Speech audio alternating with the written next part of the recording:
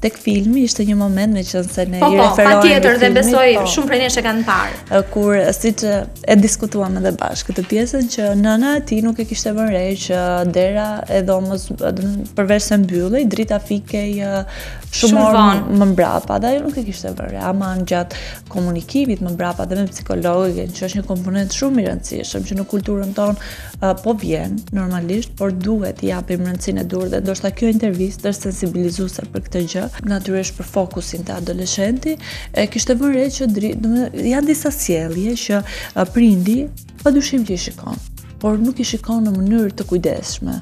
Dhe bëhet i vetëdijshëm më mbrapa dhe thot wow, ka ndodhur kjo gjë. Po dhe ky është një prej dialogjeve me bashkëshortin më brillant do ta dua. Po, sepse Chelsea për të rritur një adoleshent, një fëmijë që më vonë do të jetë një i rritur, ne duam të gjithë të kemi të rritur të shëndetshëm. Ta duam fëmijën me gjithë çfarë ka ai brenda tij.